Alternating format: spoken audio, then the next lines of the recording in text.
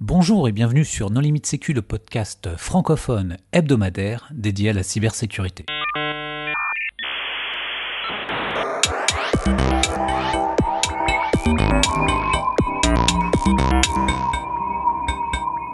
Alors, comment démontrer qu'il n'y a pas de vulnérabilité dans un protocole en partant d'un modèle précis ?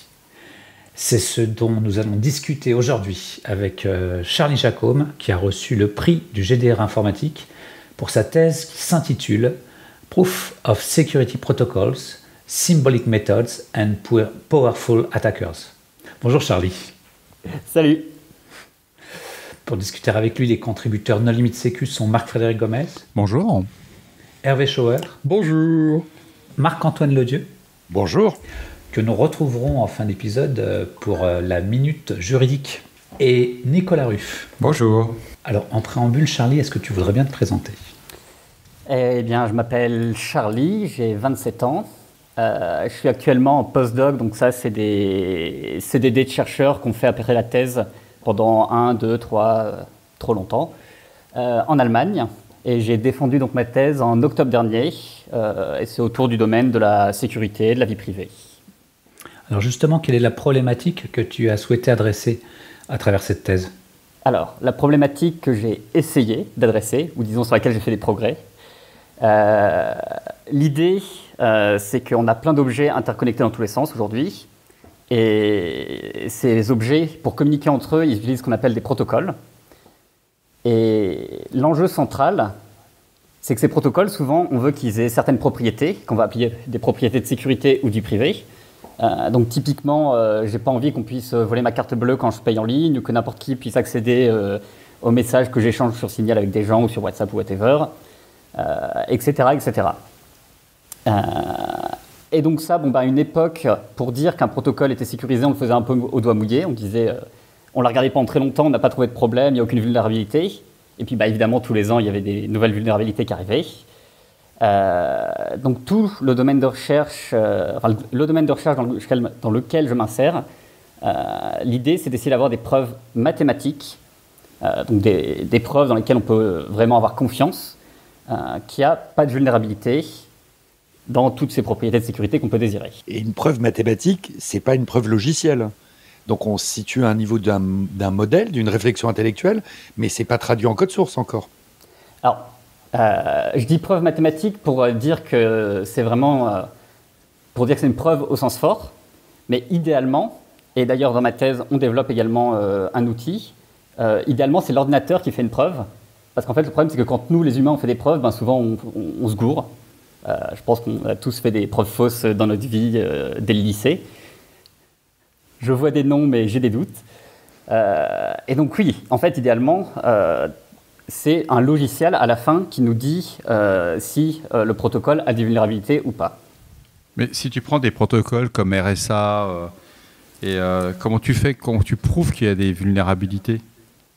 Alors, concrètement, c'est-à-dire que pour un auditeur, il se dit mon Dieu, on a trouvé un moyen de. T'as soutenu sur une thèse qu'on avait trouvé un moyen de prouver la fiabilité d'un protocole. C'est une bombe, ton truc. J'ai bien dit que j'avais essayé dans ma thèse de faire des progrès sur la problématique. Déjà, il y a un truc très important qu'il faut que je dise.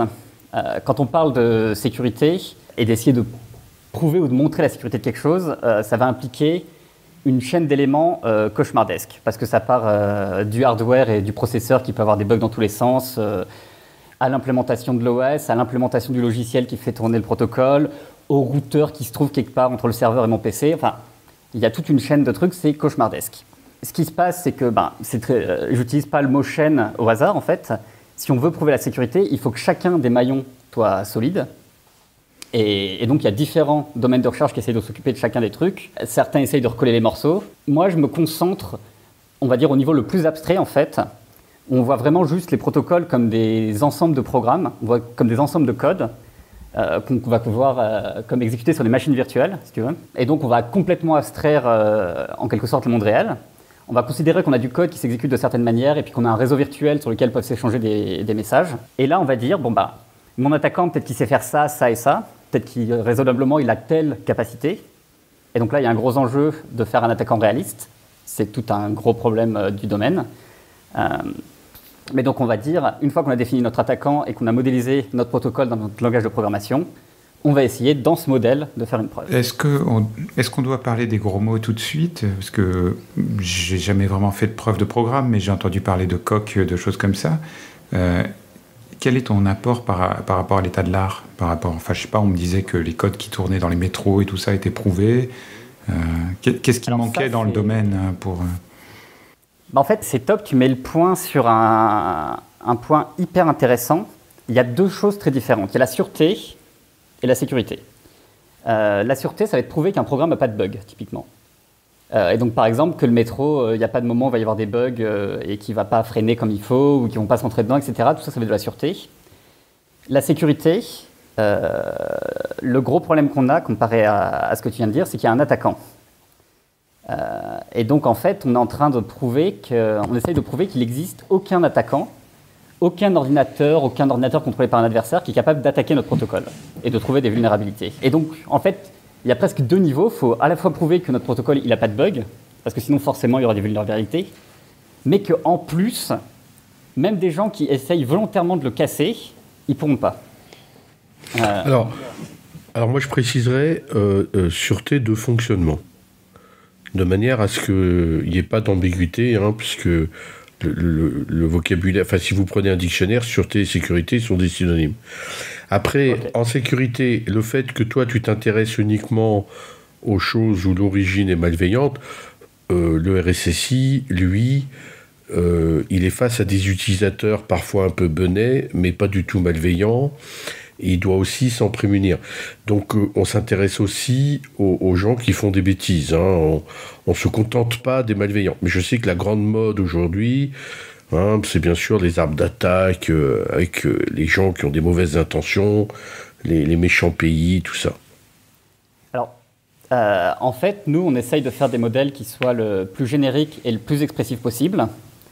Donc, un truc à comprendre, à avoir conscience, c'est que moi, je suis arrivé dans un domaine qui a plus de 20 ans, donc c'est très très jeune, et les choses vont très très vite. En fait, ça va à la vitesse de l'évolution d'Internet, donc quand il n'y avait pas de smartphone il y a 10 ans, on peut avoir une idée que c'est le bordel.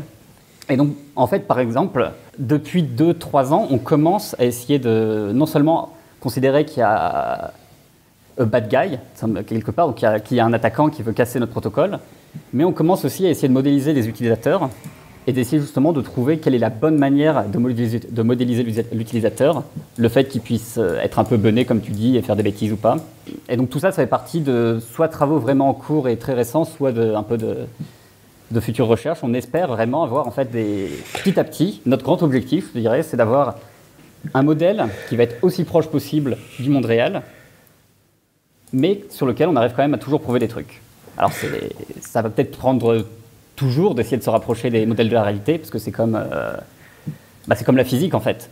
Petit à petit, ils font des théories pour essayer d'être toujours plus précis, etc. Mais on n'arrive jamais avec des équations à capturer parfaitement tous les mouvements et à prédire les rebonds d'une balle, quoi. Alors, j'ai pas saisi, parce que la tentative de modéliser le comportement humain sur un système d'information, ça c'est vraiment très antérieur à Internet, c'est très ancien. Et effectivement, ça n'a guère réussi, malgré les super EDR qu'on a aujourd'hui. Et en quoi ça va permettre d'éviter... Et en quoi, toi, ce que tu as fait, ça permet de le faire mieux qu'avant, et donc de détecter le malveillant par rapport au bienveillant? Non, alors, il n'y a vraiment pas de question de détection. Ce sur quoi je bosse, c'est vraiment d'essayer de faire un modèle du réel, où je vais dire, il y a un attaquant, et je suppose que cet attaquant, mettons qu'il a 50 puissance de calcul sur un gros cluster, et à côté, je vais complètement de manière séparée modéliser, essayer de modéliser un être humain qui va interagir avec un PC ou un smartphone, et je vais avoir deux options en fait pour définir mon être humain, soit en donnant certaines choses qu'il pourrait faire, et en disant qu'il fait uniquement ça, donc c'est pas la manière qu'on préfère parce qu'elle n'est pas extrêmement expressive, ou le définir de manière négative. Par exemple, je vais avoir un processus. Faut l'imaginer un peu comme j'ai un ensemble de programmes qui interagissent et j'ai un programme qui n'est pas complètement spécifié, qui va être mon humain, et je vais juste faire l'hypothèse, par exemple, sur mon humain qu'il ne va jamais dire son mot de passe au téléphone, mettons.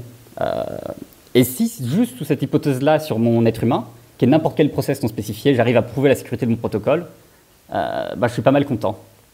Donc, peut-être une différence entre ce que tu disais pour Il y a des tas d'utilisateurs, tu peux facilement modéliser comme ça par la négative, en disant cet utilisateur n'utilisera jamais un compilateur.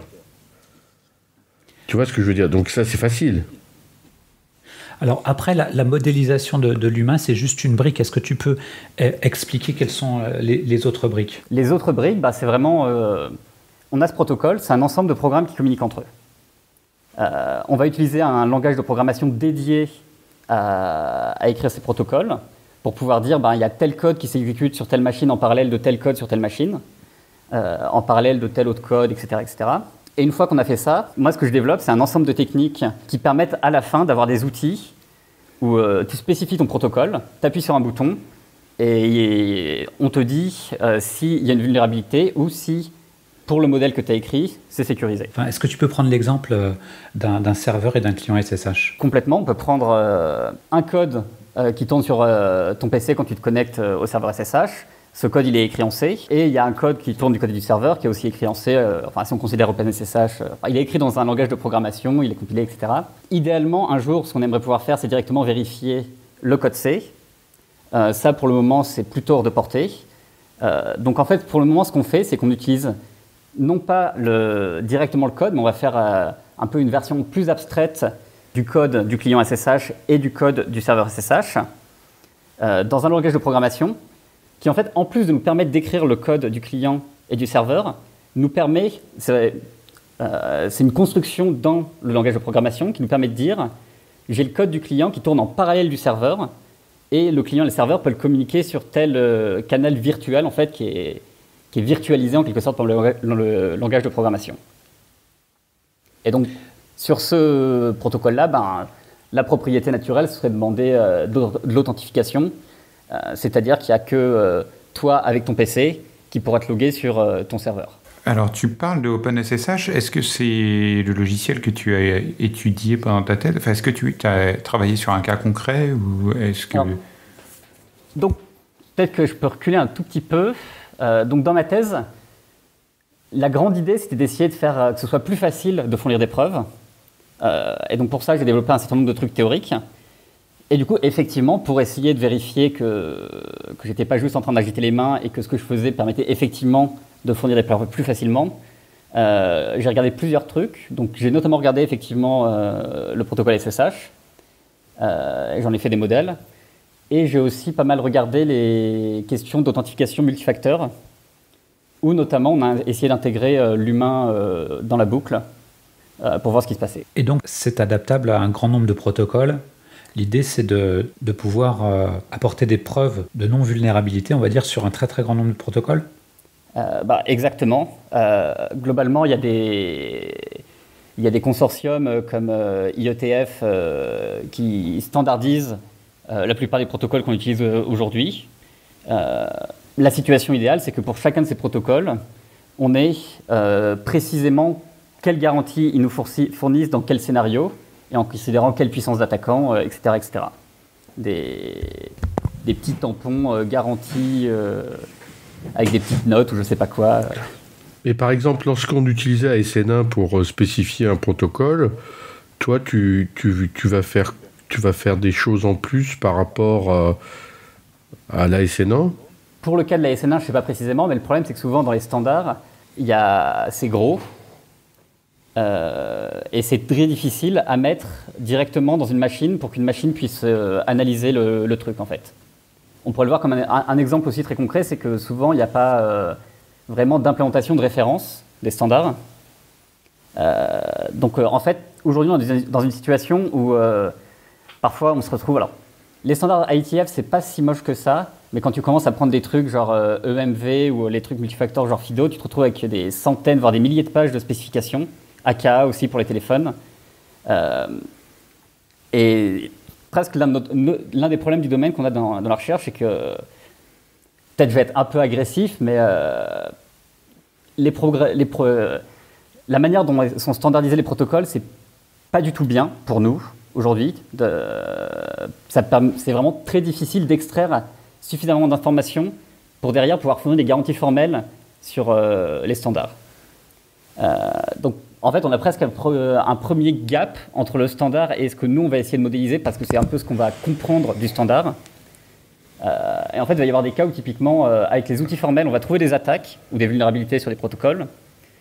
Et en fait, derrière, ça va être un petit peu le jeu de regarder les implèmes concrètes. Et peut-être que tu as 10 implèmes différentes de tel standard, et il se trouve qu'il y en a 5 qui vont être vulnérables qui vont avoir la vulnérabilité, et 5 autres qui ne l'auront pas. Oui, mais c'est le principe de base. C'est-à-dire que ce qu'on nous a toujours appris, c'est qu'il faut être très strict dans ce qu'on envoie, et il faut être très souple dans ce qu'on reçoit. C'est la base de l'ITF, ça. Hein. Du coup, ça peut poser aussi des questions.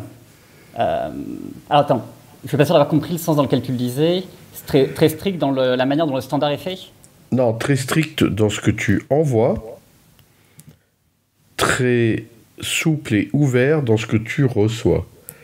C'est-à-dire qu'il faut faire attention à ce que tu envoies, mais il faut prévoir de recevoir ce que tu n'as pas prévu. C'est-à-dire que c'est pas la spec, c'est la spec.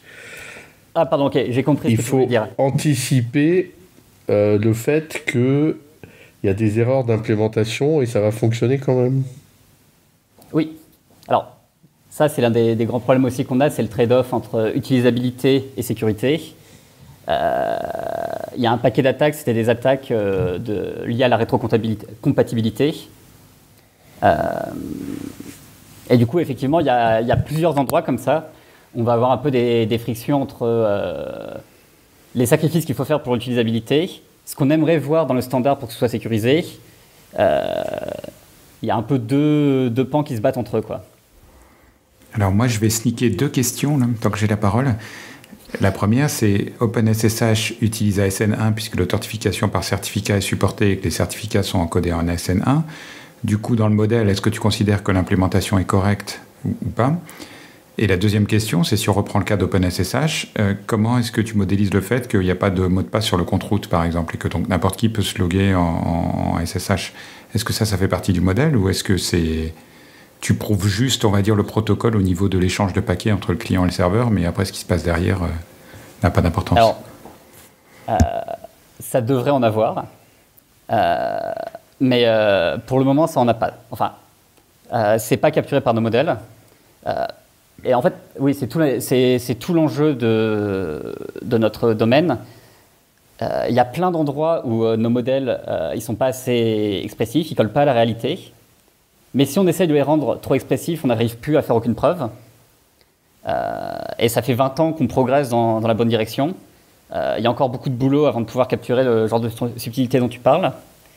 Dans mon modèle, en fait, on n'est même pas au niveau de modéliser concrètement, par exemple, des concaténations de bitstring ou des choses comme ça. On va considérer qu'il y a presque des objets abstraits qui vont être des dictionnaires de valeurs qui vont être envoyés sur le network. On ne va même pas modéliser la sérialisation, tu vois, en quelque sorte. C'est presque des objets Python, si tu veux, à haut niveau qui communiquent, par exemple. On peut le voir un peu comme ça, sans passer par la phase de compilation. Et on est aussi très loin de modéliser toutes les options de configuration que tu vas avoir dans ta config SSH. On veut ça, clairement, un jour, mais ce n'est pas pour demain. Donc tu parles de SSH. SSH, c'est de la crypto, et pour le coup, la crypto, c'est un monde où il y a des modèles d'attaquants. Donc, bon, je sais pas, est-ce que l'attaquant va vouloir leaker la taille d'un bloc? Est-ce que l'attaquant peut envoyer un nombre de paquets arbitraire? Est-ce que l'attaquant ne peut faire que du rejeu de paquets existants, etc. Donc il y a des modèles d'attaquants assez formalisés.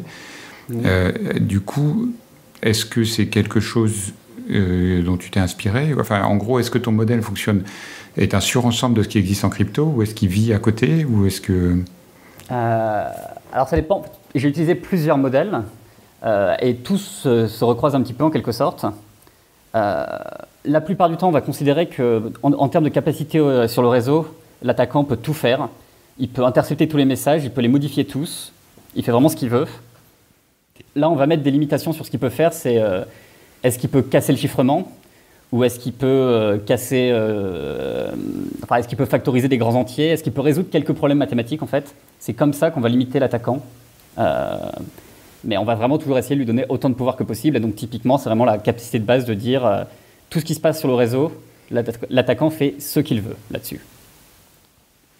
Oui, mais... Après, en fait, c'est de la crypto c'est un peu les briques de base de ce qu'on fait dans les protocoles, c'est de la crypto. Et donc c'est juste, on regarde comment, c'est des surmodèles, des modèles d'attaquants de la crypto globalement, ce qu'on fait. Et donc il y a une attaque sur SSH très connue, la CRC Compensation Attack, puisque c'est celle qui est utilisée dans le film Matrix pour pénétrer dans le système. Et donc est-ce que tu as essayé de par exemple, jouer une preuve sur le protocole SSH de 1997, le SSH 1 qui supportait SRC32, et voir si ton modèle ressortait cette faille? Non, pas du tout. Le but vraiment de ma thèse, c'était de rendre plus facile de faire des preuves. J'ai pas pris un protocole et je me suis dit pendant 3 ans, je vais bourriner, je vais essayer de faire le meilleur truc que je peux sur ce protocole. J'ai pris des ensembles de techniques, j'ai dit ok, on va essayer de les améliorer à fond pour commencer à pouvoir faire les preuves de protocole. Et par exemple, en fait, j'ai pris le cas de SSH parce que c'est un cas intéressant quand tu commences à mettre l'agent forwarding. Donc l'agent forwarding, c'est ce qui fait que tu peux te connecter à un premier serveur via SSH en utilisant une clé crypto qui est sur ton PC.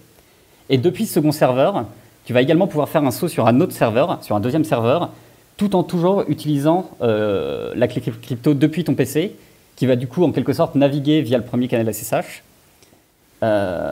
Et ça, c'est un assez gros challenge d'un point de vue preuve de sécurité, parce qu'on est en train d'utiliser des secrets de manière un peu folle, enfin un peu dangereuse, quoi.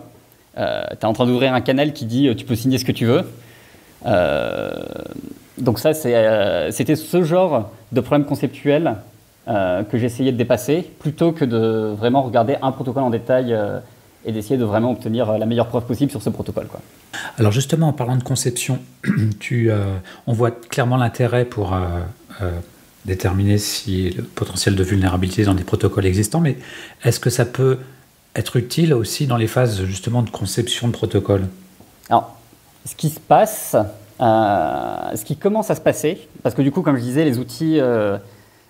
j'arrive tout pile un petit peu au sweet spot du domaine où les outils commencent à être suffisamment balèzes pour qu'on puisse par exemple modéliser un TLS dans l'un des outils et obtenir des vulnérabilités, ou modéliser par exemple toute la chaîne de protocoles pour les paiements avec les cartes bleues et trouver des vulnérabilités grâce à ces outils.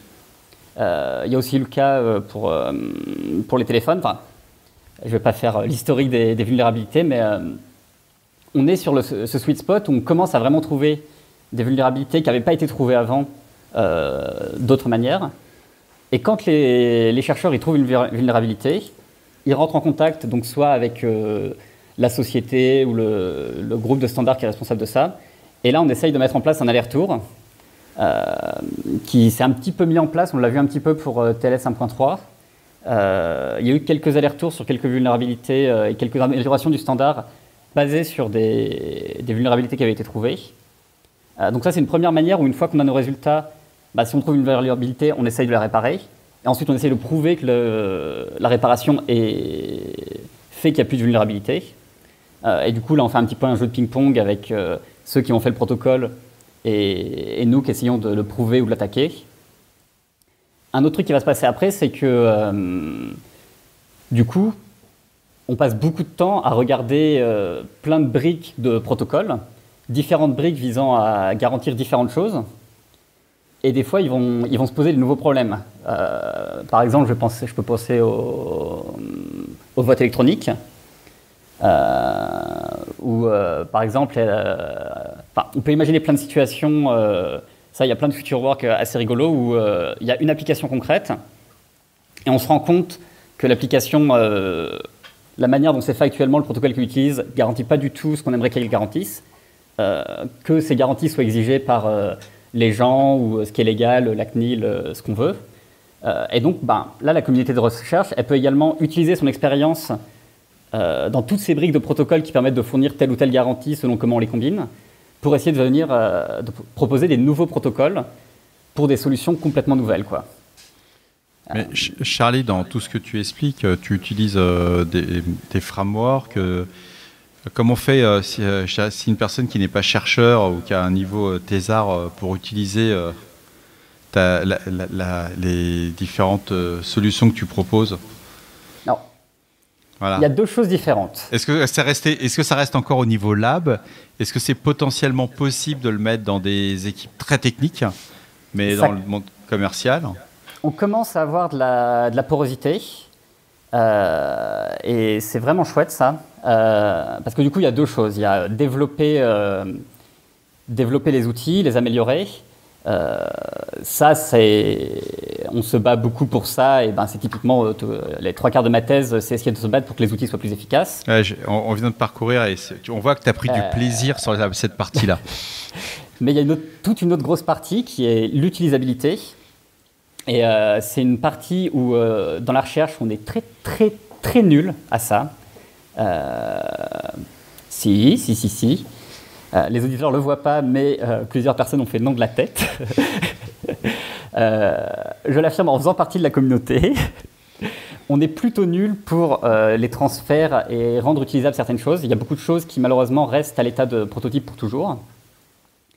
Ça, en fait, c'est un truc où j'essaye de faire beaucoup. De mon côté, j'essaye de pas mal impulser ça.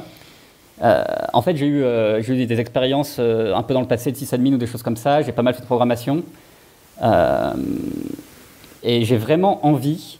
En fait, je suis convaincu que les outils qu'on a aujourd'hui, ils sont suffisamment automatiques pour pouvoir servir à quelque chose et être utilisables par d'autres personnes. Maintenant, il y a le gap à franchir de les rendre utilisables par d'autres personnes. Et donc ça passe par de la documentation, plein d'exemples, des formations, des tutoriels, des choses comme ça. Mais comme je disais, on commence à avoir de plus en plus de porosité parce qu'il y a de plus en plus de grandes compagnies qui vont qui vont collaborer avec des chercheurs pour faire vérifier leur système. Donc ça, c'est un premier pas où c'est pas les chercheurs qui donnent le truc et les gens se débrouillent avec, mais on fait équipe ensemble et on va faire quelque chose avec vos produits. Et il y a un deuxième pas qui est en train de se développer, il y a quelques entreprises qui commencent à demander, c'est pas un phénomène révolutionnaire et réparti partout, mais quelques entreprises ont commencé à demander des formations dans l'utilisation de certains outils pour savoir comment les utiliser. Mais est-ce que tu penses que dans un délai de 1 à 3 ans, un RSSI serait en capacité d'implémenter dans une analyse de risque justement sur un protocole, quelqu'un qui devrait déployer de la cryptographie en interne, qui aurait des HSM, qui se dit, bon voilà, j'ai potentiellement des attaquants qui peuvent être internes ou externes. Est-ce que grâce à ta méthodologie, il y aurait un moyen, entre guillemets, user-friendly de pouvoir le quantifier ou se donner un indice de confiance? J'y crois, ouais. Alors, on est vraiment, les choses vont très vite en ce moment et il y a plusieurs efforts qui sont faits pour essayer de rendre ça possible. On commence à avoir des trucs dans la bonne direction. Il y a des outils, ils seront toujours pour les chercheurs. Ça va être des trucs, par exemple, à un moment, je crois que c'est Nicolas qui a mentionné Coq. Ça, c'est un truc interactif, c'est-à-dire que pour faire une preuve, l'ordinateur t'aide un tout petit peu, mais tu vas devoir y passer, ça peut être une thèse de faire une preuve dans l'outil, quoi. Donc ces outils-là, c'est même pas la peine. Et c'est par contre ces outils-là qui vont te donner les garanties les plus fortes. Par contre, on a plein d'outils où vraiment apprendre à les utiliser, c'est apprendre un langage de programmation, en quelque sorte. Et ce langage de programmation, il est même très très simple la plupart du temps, parce que c'est suffisamment abstrait. Et du coup, la plupart des RSSI, apprendre un langage de programmation, ça me paraît pas impossible. Et derrière, c'est appuyer sur un bouton et lire les résultats.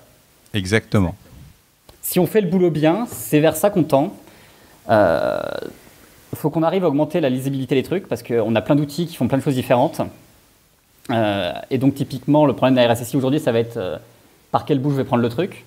Et ça va clairement pas aujourd'hui avoir de solution clé en main. Mais on n'est pas loin, je pense. On commence à être pas loin et s'il y a suffisamment de chercheurs qui... Il peut se faire accompagner par les chercheurs aussi au départ. Ça peut être l'occasion de faire une spin-off et de sortir du lab et d'aller côtoyer le monde de l'entreprise. Totalement. Et ça, je disais, il y a déjà des trucs comme ça qui commencent à se passer. c'est plus dans l'esprit full autonomie d'une entreprise ou d'un RSSI qui veut s'attaquer à ce genre de choses. Il y a encore un peu plus de temps, ça, quand même. Donc, si tu veux rendre ton outil populaire, pourquoi tu l'as appelé écureuil? Parce que écureuil, c'est totalement imprononçable en anglais par des Français. Enfin, qui s'est dit à squirrel? Alors, il y a des gros problèmes de nommage d'outils. Par exemple, tu parlais de coq. On peut aussi questionner la pertinence de ce choix. Coq ne s'appelle plus coq d'ailleurs. Hein, mais... Oui, ça a fait un débat au bout d'un certain nombre d'années où des Anglais disaient « I'm working on coq ». C'était un peu problématique.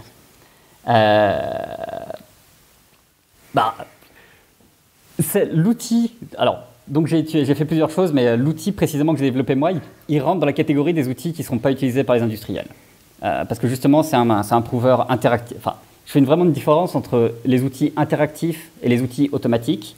Interactif, faut pas mal d'expertise pour commencer à l'utiliser. Il faut vraiment comprendre dans le détail les définitions de sécurité, justement les modèles d'attaque en crypto dont tu parlais, ce genre de choses. Fais le plus simple. Il faut du jus de cerveau et de l'autre côté, il faut un mec qui fait du Windows.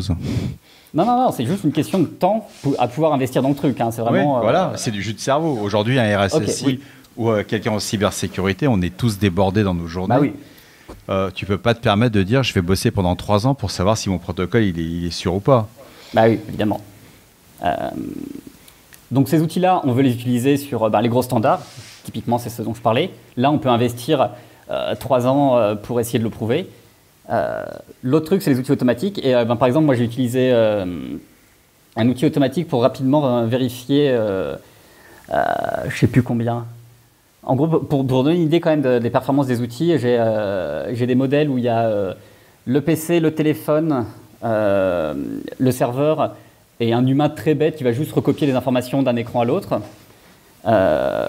Et quand même, il y a une stack un peu TLS, il y a des choses comme le token binding, il y a quelques extensions. Mais sur ce genre de choses, on est capable de générer 6000 scénarios qui vont être vérifiés en 4 minutes. Ah oui, quand même. Les outils sont quand même pas mal balèzes, je trouve.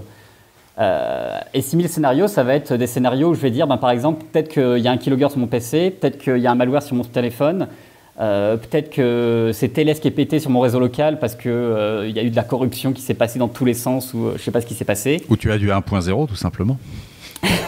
Pitié, non. Et ce genre de modèle, franchement, on devrait pouvoir mettre ce genre d'outils dans les mains d'un RSSI et qu'il puisse commencer à s'amuser un peu sur son réseau, en fait. Hein. Ça, je pense qu'on n'en est plus très loin. Il y a des mécanismes à comprendre de comment on abstrait les choses, parce qu'on fait des niveaux d'abstraction. Je dis langage de programmation, c'est à la fois vrai et un petit peu un mensonge quand même, parce que c'est pas du C qu'on vérifie, comme je le disais. Mais... Tu fais pas de la revue de code, tu vas pas faire d'une revue de code. Non. Et tu n'as pas employé certains buzzwords qu'on a l'habitude d'entendre sur ce... Ah. Est-ce que tu as prévu de faire de l'intelligence artificielle? Ah oui, oui. J'ai un projet de blockchain quantique qui sera utilisé pour... alors... oui, non. Yes. On rigole, mais alors... la blockchain, pour des raisons plutôt politiques, j'ai pas trop envie de toucher à ça. Enfin, il y a des boulots qui m'intéresseraient sur des alternatives à la proof of work, justement. Mais sinon, par contre, c'était quoi ton buzzword? Oui, quantique.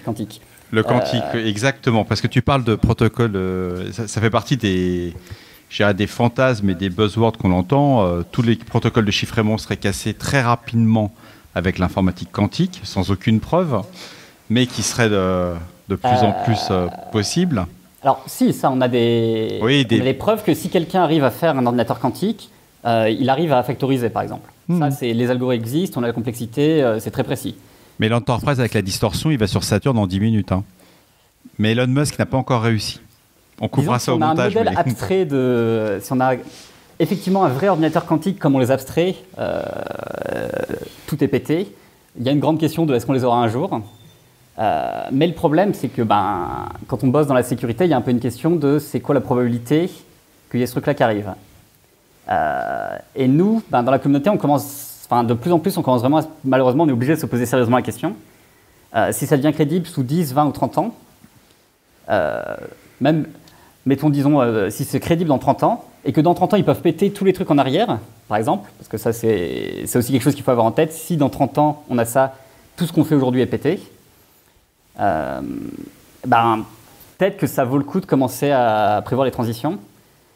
Et du coup, en fait, c'est là aussi que les outils complètement automatiques vont être hyper importants, parce que qui dit nouveaux attaquants qui pètent tout ce qu'on a aujourd'hui, ça veut dire qu'il faut tout refaire. Et il faut tout standardiser. Donc ça, d'ailleurs, c'est en cours pour les chiffrements, les fonctions de hash ou ces choses-là. Donc il y a la NIST, donc ce serait l'ANSI américaine, on va dire, en gros, qui est en train de se préparer à ça, et de faire des compétitions pour essayer de proposer des solutions qui résisteraient aux attaquants quantiques. Et a priori, bientôt, on va passer au protocole, et donc à des propositions de TLS qui résisteraient aux quantiques ou quoi, et probablement que la communauté, si on arrive à fournir des outils vraiment automatiques qui peuvent être utilisés par plein de monde, on aura un assez gros rôle à jouer là-dedans, je dirais. J'espère, en tout cas. Ça serait quand même pas mal. Mais après la thèse, on fait quoi après la thèse ? On devient prof ou on transforme ça dans le privé, comme on parlait, ou tu vas faire quoi ? Alors moi j'ai décidé, alors pour être très franc, je vais commencer à me poser la question de ce que je voulais faire dans ma vie au milieu de ma thèse. C'est-à-dire que j'ai un peu suivi des portes où il y avait de la lumière, et puis d'un moment je me suis dit tiens, qu'est-ce que je veux faire plus tard ? C'était un peu tard, mais ce que je faisais me plaisait, donc ça c'était le coup de bol. La situation de la recherche publique est de plus en plus compliquée. Ça devient pas mal la merde niveau nombre de postes, etc. C'est de plus en plus la guerre. J'ai envie de continuer dans le public pour une raison assez simple qui est que souvent il y a des entreprises, elles vont plus avoir, c'est dans le logique de l'entreprise d'avoir à cœur l'argent qu'elles gagnent plutôt que les données des utilisateurs. Et du coup, dans la recherche publique, on peut vraiment essayer de penser à qu'est-ce que je vais faire si je veux, si je me pose la question de est-ce que je peux créer un Tinder qui respecte la vie privée des utilisateurs. A priori, c'est plus dans le public que je vais pouvoir réfléchir sur ce problème et proposer des solutions que chez Tinder. Et du coup, pour cette raison-là, j'aimerais pouvoir aller dans le public. Ça demande de pas mal bosser pour essayer d'avoir un poste, mais c'est ce que je vais essayer de faire cette année. Je vais faire les concours, etc., qui permettent d'avoir des postes si on les réussit. Donc mon plan, recherche publique, et mes deux grands objectifs, je dirais, enfin les deux, j'ai dit ça avant de les avoir comptés, donc c'est raté.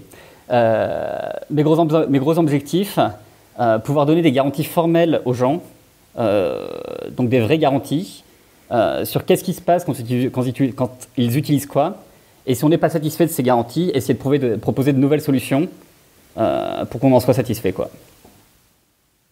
Ce sont des objectifs très nobles. Merci.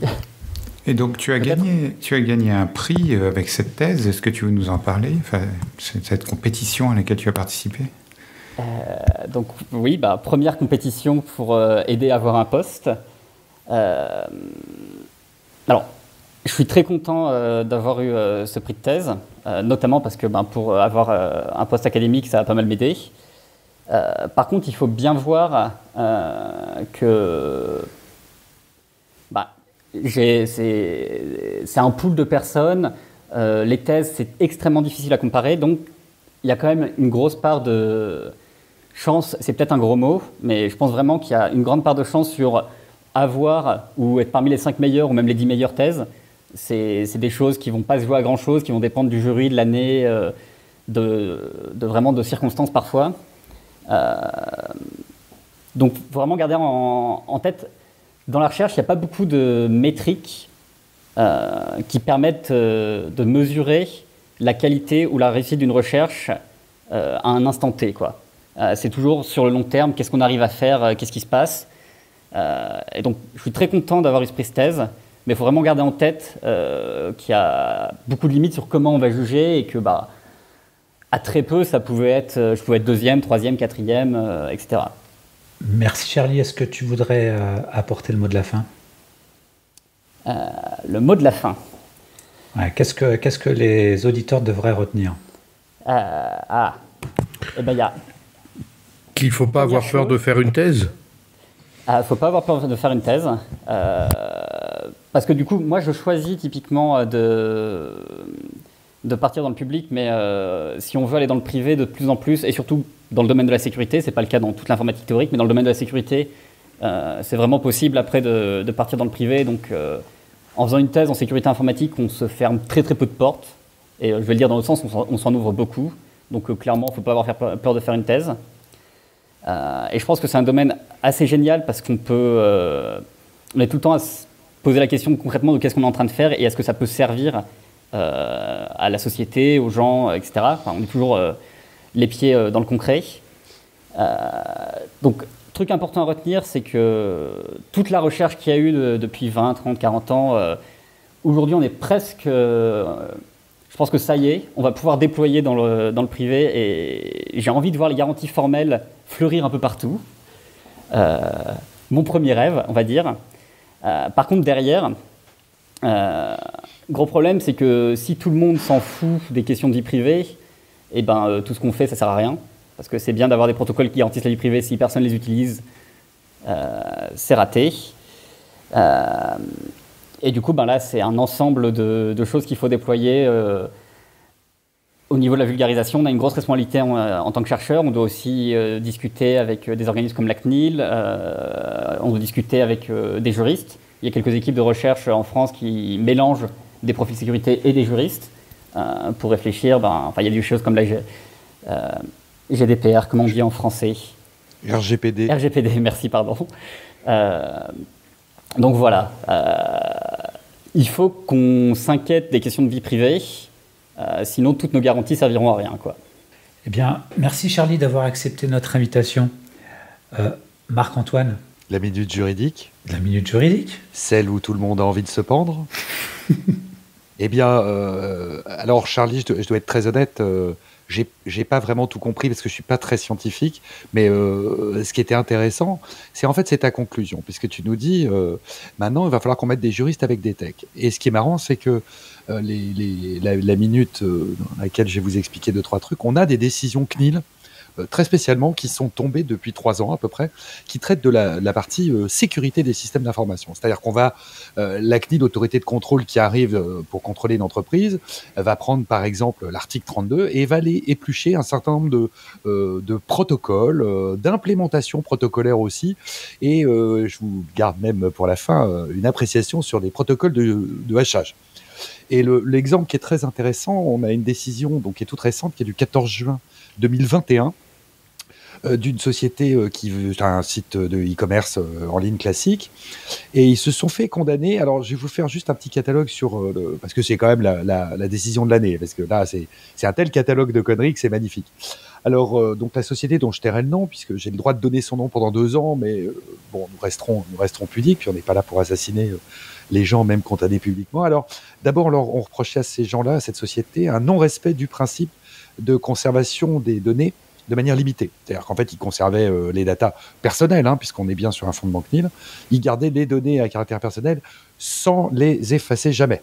Voilà, donc il y avait en plus un manquement à l'obligation d'effacement. Bien sûr, les users n'étaient pas tout à fait informés des droits GDPR, RGPD. Donc ça, c'était un deuxième fondement. Il y a le très grand classique depuis 2 ans, qui est les cookies sans demande de consentement préalable. C'était des cookies à vocation publicitaire. Aujourd'hui, la doctrine de la CNIL et les condamnations qui suivent disent clairement, si vous faites du cookie ou un traceur quelconque à titre publicitaire, c'est demande de consentement préalable. Et là, sans appuyer sur rien, il ne demandait rien, il y a 32 cookies qui partaient direct dans les terminaux. Donc en général, c'est un bon score. Là. 32 contre 0, c'est apprécié toujours par la CNIL. Et nous arrivons... Ah oui, il y avait une histoire de sollicitation commerciale par email qui n'était pas conforme, on s'en foutait. Et on arrive au magnifique, qui va intéresser, je pense, les auditeurs de Limite Sécu. C'est que d'abord, il y avait une politique des mots de passe qui n'était pas conforme à la doctrine officielle de la CNIL, qui sont en fait des exigences qui datent de 2017. Et il y avait aussi des comptes collectifs qui permettait de se loguer notamment via des modules admin sans authentification individuelle. C'est-à-dire qu'en clair, il y avait 5 personnes qui avaient le droit d'aller toucher au code source de l'application, enfin du site, et en fait tout le monde se loguait à partir d'un même compte non individualisé, ce qui permettait pas de faire de la traçabilité. Donc la CNIL s'est un peu énervée. Alors, sans rentrer trop dans les détails, je vous cite juste 2-3 extraits qui sont quand même, je pense, ça va bien vous faire rire. L'authentification de la création d'un compte, donc par les users, reposait sur un mot de passe composé uniquement de 6 caractères numériques de type 1, 2, 3, 4, 5, 6. Donc, qui rappellera un bon souvenir à tout le monde. Bon, il y avait une authentification qui était foireuse, je vous passe les détails. Et en fait, ce qui est intéressant, c'est que dans ce type de décision, maintenant, la CNIL, il rentre assez loin dans les concepts et il demande presque de manière ouverte que les professionnels qui mettent en place des systèmes de logging mot de passe, que ce soit pour les users ou pour les salariés de l'entreprise qui les développent, ils demandent maintenant une analyse de la gravité et de la probabilité des risques et de leur prévisibilité. Donc on commence à avoir un discours de la CNIL très officiel via une condamnation où on nous dit, les gars, il va falloir commencer à faire de l'analyse de risque sur la partie sécurité, notamment des mots de passe. Et ensuite, vraiment, je vais vous faire que cette partie-là. Il y a un truc qui est intéressant. Ah oui, l'état de l'art. Hein. Donc, la CNIL décide de l'état de l'art et nous dit, accrochez-vous, le fait de stocker des mots de passe d'accès aux bases de données en clair dans un fichier texte contenu dans un ordinateur de la société n'est pas une solution de gestion sécurisée des mots de passe. Hein. Attention, ça, c'est pas bien. Donc ça, c'était le premier truc qui était marrant. Et le tout dernier, je cite toujours, le recours à la fonction de hachage MD5 par la société condamnée n'est plus considéré depuis 2004 comme à l'état de l'art. Donc si vous utilisez MD5, vous êtes des gros mauvais, vous êtes négligents et je vous condamne. Je vous passe donc l'attribution d'un identifiant unique par utilisateur, machin et tout. Le tarif, au final, décision du 14 juin 2021 que vous trouverez sur le site de la CNIL et Légifrance, 500 000 € d'amende, quand même. Donc il n'y avait pas que les mots de passe qui étaient foireux, il y avait tout qui suivait. Et en fait, aujourd'hui, on voit que la CNIL relaye beaucoup le discours de l'ANSSI, enfin les discours donc les recommandations de 2012 sur les mots de passe, machin. Et aujourd'hui, la CNIL prend une entreprise et va rentrer dans des vrais détails techniques, ce qui pour nous juristes est quand même assez nouveau d'aller jusqu'à l'analyse des trucs de hachage, la fonction de hachage MD5. Et la CNIL condamne et il publie et il y a le nom de la société que je vous laisse découvrir en ligne. Voilà, c'était la petite décision, c'est la décision la plus intéressante de la CNIL du mois de juin dernier. Merci Marc-Antoine. Des commentaires ? Ça a duré plus qu'une minute, cette minute juridique. Comme toujours avec les juristes. Retenez une chose, MD5, c'est mal. Merci Marc-Antoine. Merci aux contributeurs. Merci Charlie d'avoir accepté notre invitation. Chers auditeurs, nous espérons que cet épisode vous aura intéressé. Nous vous donnons rendez-vous la semaine prochaine pour un nouveau podcast. Au revoir. Au revoir. Au revoir.